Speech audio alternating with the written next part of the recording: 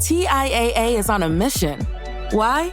Because 54% of Black Americans don't have enough savings to retire.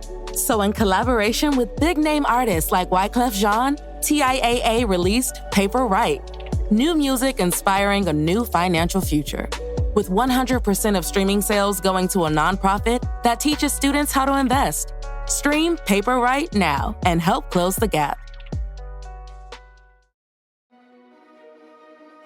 And so what you have in the Latino community is a very open door to come in and enjoy our culture. What we really offer is a new sense of family, of inclusiveness, of community. We are a multicultural culture. We're an intergenerational culture, and we invite people to participate. Hi, and welcome to Deep Leadership. I'm your host, John Rennie. Well, I hope all is well with you today. It is another beautiful day here in North Carolina, and this episode is brought to you by our sponsors, Ignite Management Services and Liberty Strength. We also have a special sponsor this week, Dr. Eric Recker's new book, The False Sense of Urgency and How to Win the Now. Dr. Eric Recker was our guest on episode 254, and this book is perfect for the overachiever who is searching for fulfillment in their life. These sponsors help me bring these shows to you each and every week, so I encourage you to click on their links below and check them out. Also, I want to encourage you to join us on our growing YouTube channel. Search for Deep Leadership on YouTube for videos of all my interviews and exclusive content. Well, that is it. Today, we're going to be talking about an unusual topic. We're going to be talking about the power of Latino leadership, and my guest is Dr. Juana Bordas. Juana helps us understand how leaders can be inclusive and effectively lead diverse groups in the workplace that is undergoing significant demographic shifts. Latino leadership has so many elements that any leader can embrace regardless of your background.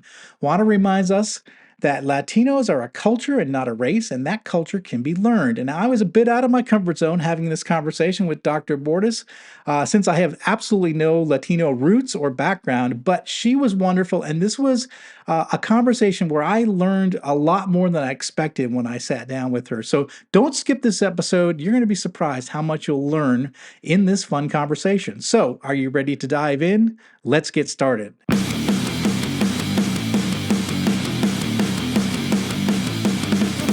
Welcome to Deep Leadership. Leadership is a people business. That's the philosophy of your podcast host, John Rennie. As a former Cold War submarine officer who spent 20 plus years leading businesses in corporate America before starting his own manufacturing business, he knows that leadership matters. Are you ready for some real-world actionable advice from John as well as his expert guests? I'm ready. The show starts right now. Welcome to the Deep Leadership Podcast. Today I'm joined by Dr. Juana Bordas. Juana is a pioneer and thought leader in the study of leadership, diversity, and organizational change. She served as an advisor to Harvard's Hispanic Journal, the Kellogg National Fellows, and trustee of Greenleaf Center for Servant Leadership and the International Leadership Association. The second edition of her award-winning book, The Power of Latino Leadership, Culture, Inclusion, and Contribution, was published earlier this year. In this book, Dr. Bordas examines how demographics and a number of other factors are positioning Latinos to be leaders in this century. She addresses how people of all ages can form partnerships and work together to build a more viable future. I'm excited to have her on the show to talk about the demographic shifts that are occurring in the labor market and what we can all learn from Latino leadership. So, Juana, welcome to the show. Well, thank you so much. And thank you for everybody who's listening, who has an interest in leadership and also the multicultural age that's dawning. Absolutely. And if you're not interested, leaders who are listening, if you're not interested, stay tuned. Yeah, stay tuned because you're going to learn a lot in this episode and you need to know this stuff. It's very important. So I thought we'd start off to tell us a little bit about your background. It's very interesting. And I wanted to understand, especially how your early life as an immigrant and Hispanic coming to this country and the kind of the hurdles you face, how you overcame them, and what about your life led you to this important work that you're doing? Wow, that's a big question. Well, I really do want to frame the immigrant experience, particularly since our nation, is a nation of immigrants. And when I look at my family, people love, by the way, I have a grandson that's 26, and he says to me, tell them your origin story. The young people are into superheroes. And so my origin story is that I really and truly came over in the hull of a banana boat with my mother and 6 of her children because there had been a tsunami. And for people who are listening, I'm an elder in our community. So we're talking the 40s and 50s. So I'm kind of a little history book too. There was a tsunami that wiped out the coast of Nicaragua. And so my father went up to the Bonanza mines to earn money for his family to come to America, the promised land. And so I came over on this banana boat, and I say my first leadership lesson was getting off that banana boat because I had been in this beautiful, kind of jungle, kind of Caribbean setting. And here I land in Tampa, Florida. So I say to my mother, Maria, this is a leadership lesson. And it is because immigrants have to adapt. They give up their culture, they give up their language, they give up their community, the respect they had back home. And so my mother came here and she washed dishes, literally. She went to the Catholic priest and said, I can cook, I can clean. I came here to educate my children. And that's the other thing. It's that vision and determination. Nobody leaves their homeland unless they're seeking something better for their children. And so my family had this incredible determination and stamina and this vision.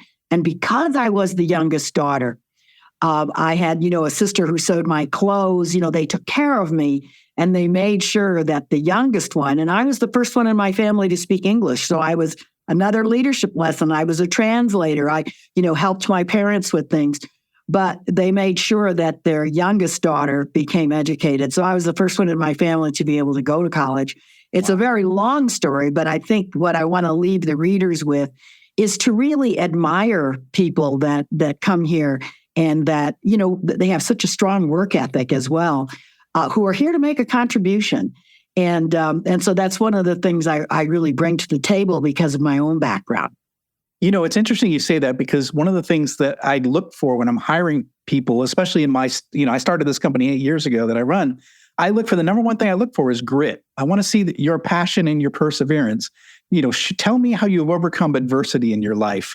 And I want to hire people that can overcome adversity and actually become stronger because of those things that have happened in their past. You just told me a story of grit. I mean, you told right. me Well, there's a saying in the African American community: if it doesn't kill you, it makes you stronger. Yeah. And there's a saying in the Latino community: there's nothing bad that something good won't come from it. So the other thing I want to stress is optimism.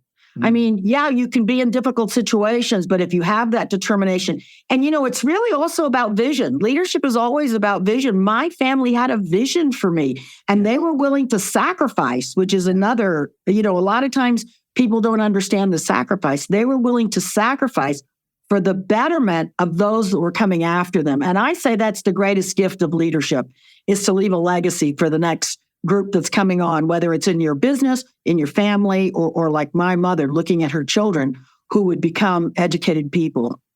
And by the way, we've made a tremendous contribution. I'll just throw this in. 4 of my brothers served in the military. My sister was a wave in World War II. One of my other sisters did economic development all over South America. So we were always also taught to give back. And that's very important when you're looking to hire someone. Do they want to give back? Do they want to really help other people develop themselves? Because that also is a leadership trait, to help people find their own potential. And I think I can find that in my own family. And then the values they taught me about hard work. And I always say, Latinos are at a very crucial point right now. We're really ready to become leaders of the next century. And one reason is because we worked for this. Nobody has given it to us. We don't have privilege. Yeah. And so that idea of not only hard work, but having ganas and enjoying your work. I love this. I come from a blue collar background, so this excites me because I love the idea of hard work, perseverance, and overcoming challenges. And because I think these are the people who are going to be your most successful. They're going to be the people that are going to be creators and builders. And these are the people. And transforming work, not to something you have to do. And I always tell young people, because I work a lot with young people, to really look at their passion and look at what they want to do, and to think about, what is my purpose, and how can I use the talents I've been given, and what talents do I need to develop? Because for Latinos, work is how we contribute, not just to our families, but to our communities and the organizations we're with. So if you look at work as it's honorable, to be able to work, to be able to contribute, and then to support yourself and your family, to be able to give back. And so you'll see a lot of Latinos who are very good at what they do, whether they're a carpenter or a gardener or a computer person. They want to do a good job because that's been instilled in us through our culture. I love this. This is so. Oh, by the way, we have the highest participation of any group in the labor market. We love to work. Yeah, that is true. And better listen up, because in the next 10 years, 78% of the new entries into the labor market are going to be Latinos. So we're going to transform America's work ethic. Absolutely. Well, that's good. We need that. So give it a little injection, right? A little salsa. Absolutely. I want to talk to you about your book. So this is the second edition of your award-winning book. It came out this year. The book is called The Power of Latino Leadership. So the question I would have for you is, why did you originally write this book? And now what can readers expect with the new edition? What kind of changes have you added to it? Sure. Well, I guess I should tell you a little bit about how I got in the leadership field, because I think it's an interesting story. I had been running this women's center in the 70s and 80s. Called Mi Casa Women's Center. It is now the largest Hispanic serving organization in the state of Colorado. I'm going to age myself because it's over 40 years old. And I was sitting there for 10 years and thinking, we have so many social issues in our country. And I thought, women are still going to be coming for jobs, for English, for counseling, we developed a small business center so they could start small businesses. I could be here for the rest of my life. And I thought, what is the solution? And I thought, to get more people into leadership. My definition of leadership is that leaders create a society that takes care of its people. That's what we do. Or if you're in an organization, they create an organization that takes care of its people. It's all about people. And of course, the Latino culture and communities of culture are people-centered. So I'm sitting there thinking, well, I could be here the rest of my life. And I get a call from the Adolf Course Company, who had met with a group of Latinos who said, we need women in leadership. We don't have any. And they asked me if I would take the helm of an institute to train Latino women to become leaders. So that's how I got into leadership. But as I served on the Servant Leader Board and I served on the International Leadership Association Board and began to meet a lot of the leadership scholars, I would argue with them about what leadership was about. Can you see me, little me, 5'2", arguing with James McGregor Burns? I did it. He's the great person who coined transformational leadership, because our leadership is about community. It's about uplifting people. It's also about enjoying life, right? And it's leadership by the many. Everybody has to contribute. And we do that by treating every single person with respect, whether they're the janitor or the IT person or the boss, right? The jefe. Yeah. So they stopped me, and I have to always say that I don't think diversity is about race or gender or age or color. It's about your consciousness. Do you really believe that every single person on this planet deserves respect, and you have to take the time to know who they are, what are they really like, what do they value, etc. So they said to me, you need to write. So it was at the urging of white male leaders that I began to write about leadership. And my first book was on multicultural leadership. And then I realized I was trying to set the stage for Latino leadership, because Latinos have been here for, 500 years. And it is through our leaders, our relentless activism, our ability to work together, our collectivity, our respect for each other is how we got here. And so I realized there was a gap in the leadership field. Yeah. And I'm not saying all the other theories aren't great, because servant leader is great. And I take servant leadership and I make it community stewardship or organizational stewardship. Yeah. It's not just about me and you. It's about, again, the organization, the community, the nation, and everyone that we interface with. So that's how I got into writing about Latino and multicultural leadership. And it's a great addition, because leader is equal means we're all equal. Leadership by the many means we all have to do our part and we all have to lead. So those two principles are kind of key to that kind of leadership. Interesting. One of the things you said, the importance of people, I think, and the respect and having respect for everyone. This is something I talk about in my book, something I really harp on. We talk about a lot on this podcast. And so really, when you say, Latino leadership, I'm thinking, well, maybe we're doing some of this, maybe we're maybe some of the ideas in Latino leadership are similar to servant and transformational leadership, but it seems like it's its own unique, like you said, community, not so much just about people, but it's about community. There's some things that are, help me understand some of the things that are unique to Latino leadership. Well, I have to say that, for example, all of us know that to become a good leader, we have to prepare ourselves, like even Robert Greenleaf would talk about how we come to leadership in order to heal ourselves or to, it's that sense of leadership being a journey of personal transformation as well as serving and helping other people find their own thing. But when you look at communities of color or you look at Latinos, we also have to deal with being minorities and having been discriminated against. Yeah. We also have to deal with the fact that we haven't had privilege. And that impacts you. And so we have to work through that and to understand that our culture and like the experiences I had as an immigrant are actually assets. So I had the privilege of being the first Latina faculty at the Center for Creative Leadership. And what I say is that we got to learn mainstream leadership, but then we add value to it. We add more to it. It's really a people-centered leadership. And one of the things that is important, especially to young people, is that they do not like hierarchy. They don't like any kind of dominance. They want equality. And our leadership really is that collaborative sense. But it also takes down the idea of positional power, that you don't earn respect by your position. You earn your respect by what kind of a person are you. We call it personalismo. Do you treat others fairly? Do you do your part? I always say Latino leaders are always going to be there on the ground. I've been told sometimes when I go give a speech or something that I'm the most undiva person they ever met because I'm down there stuffing envelopes, talking to people, shaking hands. I want to connect because it's in that connection that you really, show people who you are as a leader and also give them a path to follow. Yeah. So the style of Latino leadership, which again is more personal, it's people-centric. Does it also get collective? What's that? Sorry? And collective. Yeah, and collective. Yeah, right. Does it get results?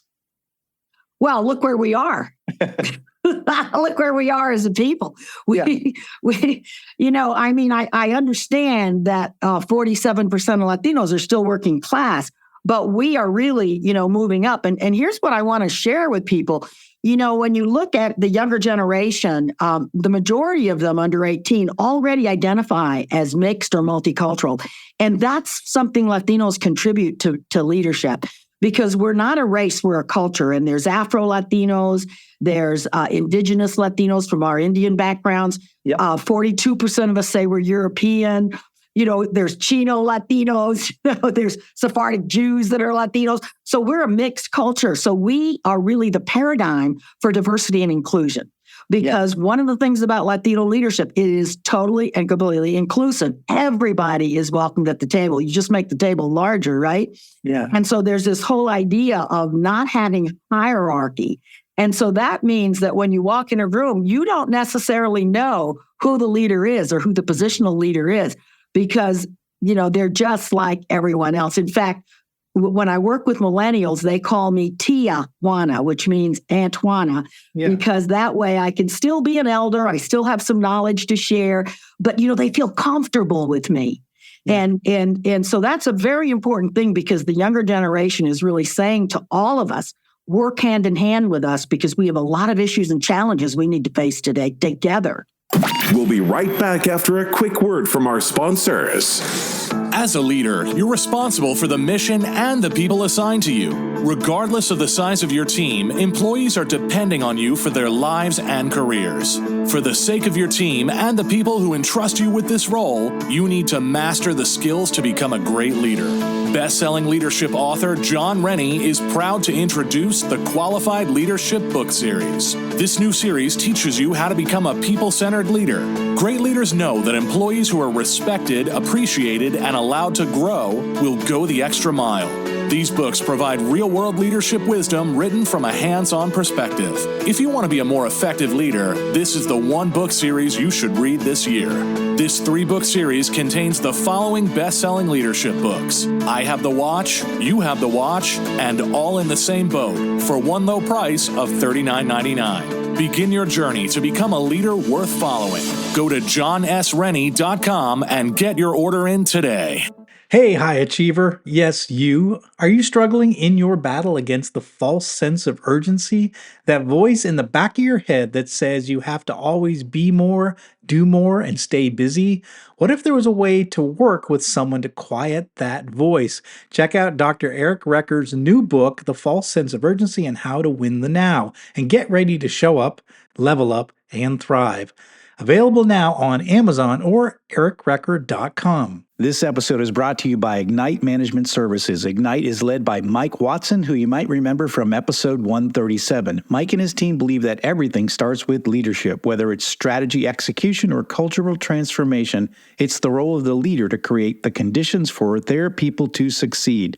The team at Ignite can help you develop critical habits to enhance your leadership capability and transform your business. Ignite Management is now offering the Resilient Leadership Assessment Tool. This is an online questionnaire designed to assess and guide leadership development, coaching, and team building. It provides leaders an opportunity to gain insights into their leadership strengths and development needs. After taking this assessment, you will receive a custom, detailed report that provides practical and actionable recommendations to enhance your effectiveness. I have taken this assessment myself and found it to be extremely valuable in helping me make changes to my leadership approach. Right now, Ignite is offering 15% off the price of this tool to the deep leadership audience. Go to ignitemanagement.ca and enter the code START15 at checkout to get started today. This episode is brought to you by Jeremy Clevenger at Liberty Strength. As a high-performing leader, you know that leadership isn't about telling people what to do, it's about leading by example. And for most people, the one area that they are lacking when it comes to leading by example is their health and fitness. By improving your health and fitness, every other area of your life improves. Your energy skyrockets, your sleep improves, your confidence increases, and more. But how can you get and stay fit as a busy leader? Well, you do what you've always done. You hire the best people for the job. Don't struggle on your own. Put Liberty Strength in your corner.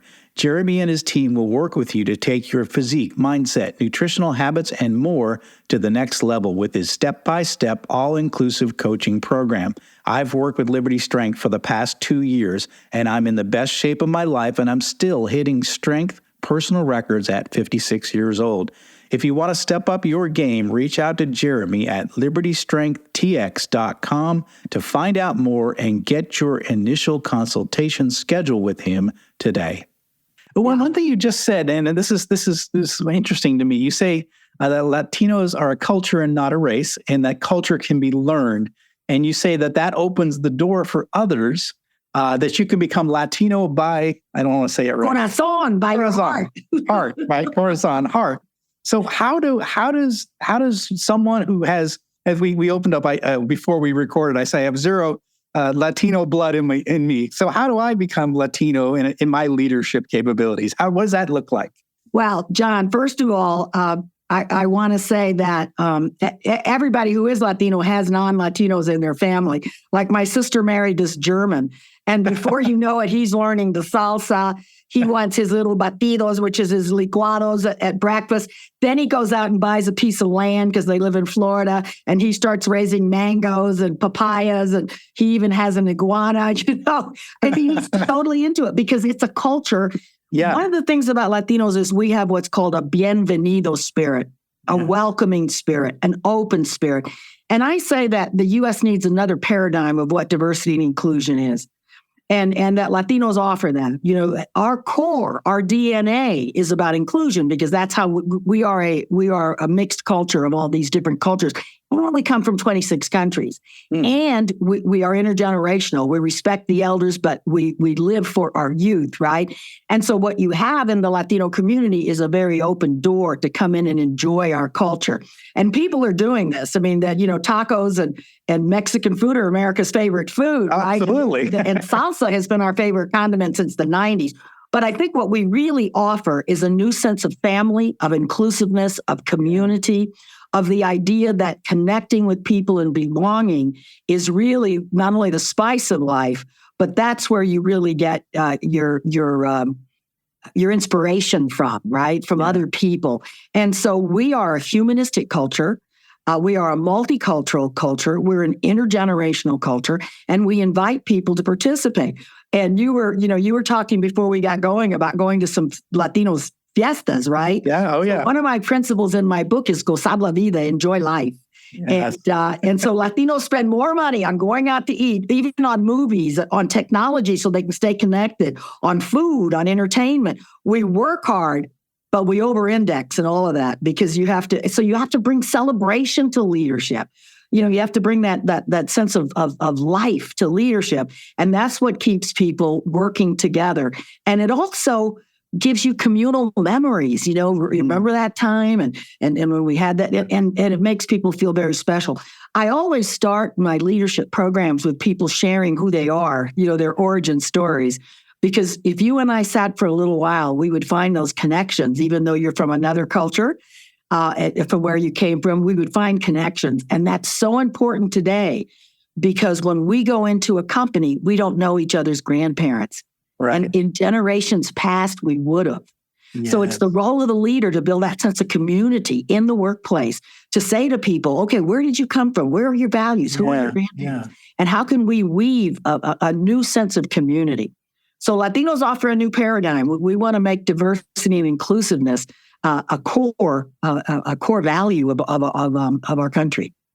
Absolutely. I love this. And as you talk, I remember, and we talked about it before we came on the show, is that I ran a manufacturing plant down in Coral Springs, Florida. And I had Latinos from all over the Caribbean that worked in this plant, and from all different cultures, all different backgrounds. But it was so much fun. There was so much energy. People was a big part of it. Celebration was a big part of it. I talked about music, and we had these Christmas parties. Actually, one of the first things I had to do, this is kind of funny though, is that people were wearing high heel shoes in the manufacturing. And I was like, I love that, but we can't do that. And for safety reasons, but it was like, and people got mad at me and I'm like, I know, I'm sorry, but it's more a safety thing. But it just was an interesting place. And it was one of the funnest places I've ever worked at because of that. Yeah. It was a high level of energy, enthusiasm, joy of life. They really like. Yeah, that's what Gozar la Vida is. And I say that it's a leadership principle, that the real leader, like nobody wants to follow an uptight leader. Right. So you got to make leadership. It's hard work, particularly if you're a minority. And particularly, think about this: over the 500 years, our leaders had to keep working, knowing they would never see the promised land, that they would never see the changes they were working for, and most of them didn't get paid. If you're talking about Cesar Chavez, the most respected Latino leader of the last century, who everyone should know because the farm workers are the ones that bring food to your tables, right? And he always marched, with song and music, and they would be singing because he knew, and the farm workers who didn't get paid, they knew they would not see the change. And I always say that Latino leadership is like a relay race where one generation passes the torch to the next, to the next, to the next. Part of the reason we can do that is because we enjoy life. Yeah. And have a deep faith, by the way, as well. Oh, absolutely, for sure. So they did a study, the New York Times did a study on Latinos, and we're the most optimistic people in America. 78% of us believe that our opportunity to succeed is better than our parents. And I go, duh, I live in the best house I ever lived in. 8 of us shared one bathroom when I was growing up. But I think the studies show that optimism leads to resilience. So the more optimism you are, the more resilient you are. And those are the kind of people I want working for me, or I want part of my team. I want resilient people. I want optimistic people. I mean, these are the kind of people that make a company great. These are the kind of people you should be looking for to bring onto your team to help you. Well, and I will tell you something about the high heels. So if I was going to go out, my mother would look me up and down. She'd give me what's called the ojo, the eye. And then she would say, you're not going out like that. because for people of color, and you can really see this in particularly with African Americans that moved into the middle class, we dressed better than other people. We always dressed up because when you have that disadvantage of people, I mean, I had people for a very long time. I didn't know I was smart till I got to graduate school because they didn't see in me the kind of strategic leader that I really am, because they'd never seen it. And so this whole idea of dressing up to go into the plant to work, it's like, I got to look good because in that way, not only do I represent my family, but that way I bring pride to my culture and I'm more apt to be seen as someone who has something to contribute. Yeah. I definitely saw that for sure. Yeah. And I knew it was cultural. And I think America could dress up a little more these days, don't you? I agree. And I'm guilty. For COVID, my daughter, who's a lawyer, was saying that the HR people are coming in sweats, and she's all upset. That is okay. Maybe a little bit more than sweats, but you should dress up a little bit. So one of the things you talk about, I think is interesting too, is some of the generational shifts that are happening too, and kind of what are some of the issues, concerns, challenges of the younger generation. So what as we see this shift, the baby boomers are kind of moving out of the workplace.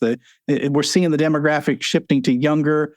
How does that change our approach as leaders? What do we need to be thinking about with more younger people in the workforce? And how do we prepare those young people for future? Well, it's an amazing shift that's taking place because 10,000 baby boomers retire every day. And then the millennials and Zs are the largest generation we've had. So we're going to see this, for those of the people who can remember the baby boomer shift, it was huge, right? Yeah. And so now we're going through that same kind of shift. But when you look at these young people, first of all, one of the reasons I work so well with them is because I really do respect them. My millennial daughter got on a computer when she was like 3 years old. And the way they think is so multifaceted. All these things are connected. And so they have a much wider, broader perspective about things than we do. And they've been connected to the globe. I mean, it's not just that, studies show that they are connected across all these different cultures. One of the things we talked about was the dominance thing, that young people do not want older people to be dominant. And of course, that was true in the past. Children should be seen and not heard, and that kind of thing. So that really has to change. You have to really treat them as equals, and also check with them. I mean, they are digital, digital natives, and so a lot of times it's also like, don't push that button because they get through with something and they're ready to push the button and go on to the next thing. And so when I tell them, when I write, I check it 7 times and have other people help me. They're like stunned, because they're like, what? And I'm like, yeah, you have to have pride in your work and you can't just do it that fast. And so you begin to form these partnerships with them around those kind of issues. Now, they're very concerned about social issues as well. So companies that are socially responsible, their number one issue is gun violence. More of them die from gun violence than any other thing anymore. Then climate change. And then not only college debt, but the fact that this is the first generation that's going to be less wealthy than the future generation, about buying houses and things like that. So I think really just to work with young people, you really have to have what I call sort of a social awareness about where they are and what they need. But you also have to have a partnership because they're not going to get promoted in 2 weeks. That's an issue I've run into already, where a lot of young people are like, I want your job. How do I get there? It's like, well, it took me 30 years to get here. I don't know. I love them because we have a good time about this because and when I tell them I stayed 10 years to build Mi Casa and stayed 7 years at the Leadership Institute, they're stunned. And I say, you just do the best job you can every day. The great leaders that I know have told me that. Federico Pena, the great mayor of Denver, when you would ask him, what are you going to do next? He said, I'm going to be the best mayor of Denver till the day I walk out of this office. That's how you have excellence. And so it opens up their perspective. I go like, just don't worry about your next step. Do this the best you can. And the next step will actually open up for you. I love that. They always say that dress for the job you want, not the job you have. I always say, do the job you have. Do it really. Exactly. And opportunities open up for you. And that's been my career. I mean, I didn't aspire to move up, but I kept getting more and more responsibility because the businesses I ran were very successful. And so you got more opportunities. So when you do small things well, you get opportunities to do more things. And I love that idea of do the current job you have to the best of your ability. I love that. Yeah. And the door doesn't mean you don't have a vision. Yeah. It just means that. And the other thing is that change and by the way, young people call themselves change makers. And the difference between a change maker is the change maker really believes that if they keep working, they're going to create the change that they want to see. Mm-hmm. And I hope they do, because I think we should be partners with them. I say to baby boomers, don't retire because all this happened on our watch. You got to help us create a society, because leadership is about that legacy. It's about making the next generation better. So I think for young people, and they're also very collective, they want to work in groups, and they're really good at that, about working together. And I always kid them, because my daughter, Paloma, who's a millennial, she's in touch with people that she was in junior high school with, because they have all these connections. And I'm like, I don't know anybody I went to junior high school with, but they stay connected. So they do have that sense of I guess it's relational, and that's very old, by the way. Yeah. When a Cherokee greets you, they say Inkatesh, which means I see myself in you, or you are another me, or we are connected. When Latinos give each other an abrazo, it means we're connected. When you give someone a high five, you're connecting. So this sense of connectivity, which comes out of communities of color, and because half of young people are from communities of color and consider themselves mixed, we need to form a new fabric in society where we do see people as connected to us, and we do realize that our success depends on our relationships and good relationships with people. I love all this. Nothing you have said, as a 30-year practitioner of leadership, nothing you have said will not make your business more successful. Everything you have said is very important for leadership. So Latino leadership is smart leadership. Best I can gather from our conversation. Well, it's smart. And I will throw this in, and it's called Si se puede. Some people may know that saying, yes, we can. Because Latinos have been marginalized and people of color, we do have a social activist agenda, which is lifting people up, making sure people get paid well. We do have, and then that might be a little, there is a whole field of study about social change leadership, but that really is core to us. But what I want to challenge you with is that's innovation. That's creativity. That's let's take a risk. That's like, how can we do this better? Because that's what we're looking for. We're looking for a society that really values equality and inclusiveness. And so we do have that sense of let's change things for the better. Let's create a better tomorrow. And some leadership theories aren't based on that. I agree with you. And one of the things that we've seen a rise of is employee activism, whereas if you as a company are not fulfilling what your vision and mission is, the young people will be the first to say, this is you're not practicing what you preach, and it sits wrong with them, and they stand up. And that's something that we as leaders have to understand, that we need to walk the talk. If we say we're going to be environmentally friendly, if we say we're going to that we're going to create great jobs, or we're going to be safe in our operations, and we're not doing it, then our younger people are going to step up. And they're going to hold us to the fire, and I actually like that, to be honest. Well, I've done work with some of the tech companies like Microsoft and Google, and their young people are really moving them to be like Microsoft just got rated 1 by Time for their social responsibility, and that's good for business. Why do we want a society where people don't earn a good wage, where we have waste or environment? And I don't even think people have even tapped into how the environment affects your health. Yeah. And it affects everybody's health, right?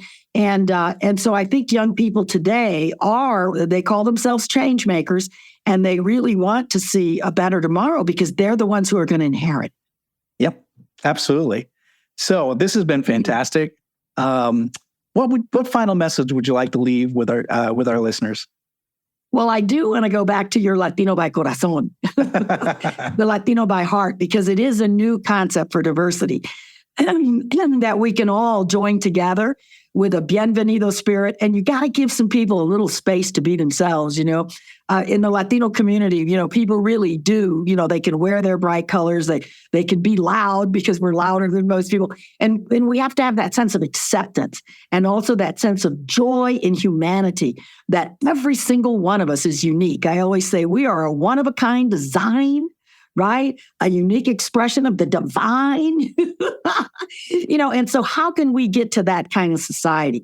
There's so many cultural wars now and people arguing about things, but the truth of the matter is humanities is at a crossroads. And are we together going to build that better future for people? And I think Latinos really want to have people join with us in creating that kind of celebratory culture that values all people for who they are. Absolutely. And again, like I said, I think all that you talk about today will make a business more successful, just in my experience in practicing some of these little elements that you talk about. But there's so much of this that's really important. And leaders, if you're listening in and you're saying, wow, this is interesting. This is I haven't really thought of it this way. This is why we bring guests like Juana on the show, so you can get exposed to different types of ways of thinking. And again, leadership has many facets to it. This is another facet you probably never heard of or thought of, but you need to start thinking about it as we move forward. So this has been fantastic. Juana, how can people find out more about you and your books? Well, one way I connect to the younger generation is I'm on TikTok. Okay. So, because, that's an example of one of the ways, calling myself Tia Juana, getting on TikTok, because that's how they communicate. And I'll tell you something else. When I started on TikTok, there was no way I was going to do a 1-minute message. I can do it now because that's how they are, right? And they're not going to sit there. They probably wouldn't even listen to a 30-minute podcast. So that they have that kind of way of thinking. So I'm on all the social media platforms, including LinkedIn. I have a website, juanabordas.com. My book is actually, by the way, called The Power of Latino Leadership Ahora, the second edition, because I wrote that book because I really believe that Latinos are at the crossroads of power. And so they're welcome to buy my book on Amazon. And I have, after each chapter, ways for people to discuss and talk and share. Because that's how you learn leadership. You don't learn it out of a book. You learn it by applying it, reflecting on it, and talking with people. How can I use this? Absolutely. This is fantastic. We're going to put links in the show notes for all of Juana's resources. Hit her up on TikTok. Watch her videos. I think that's great. That's awesome. And again, this is something you need to understand about leadership. Is you're going to have a diverse group of people that are going to be in your organization from all different types of backgrounds. And why not learn from the best of those cultures and bring that into your team? And you're going to be more successful when you do it. And this has been fantastic. And again, the power of Latino leadership. Ahora. That means now. That means get with it. It's time. So get the book, follow the link, get the book, and learn about this really unique approach to leadership that maybe you haven't thought of. And again, it can help you to be a better leader and be more successful. So this has been fantastic. Juana, thank you for coming on the show and sharing. I just love you and thank you for doing this. Let's all work together for a better future. I love it. Thanks again. Well, that's it for today. Thank you for listening to Deep Leadership. If you like this podcast, please subscribe and share so we can continue to build a world with better bosses. Until next time, this is John Rennie saying take care and lead well.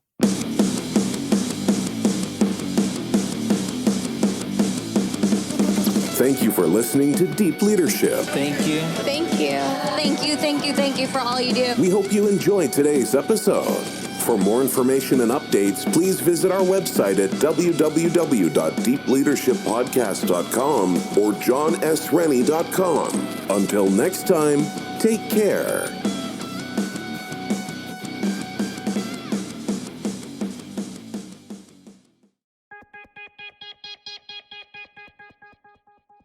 Step inside the marketing mirror to uncover marketing secrets, discover gems, tactics, lessons, and campaigns you can use, next gen or fundamentals. Grab the marketing magic to improve your marketing and win more business.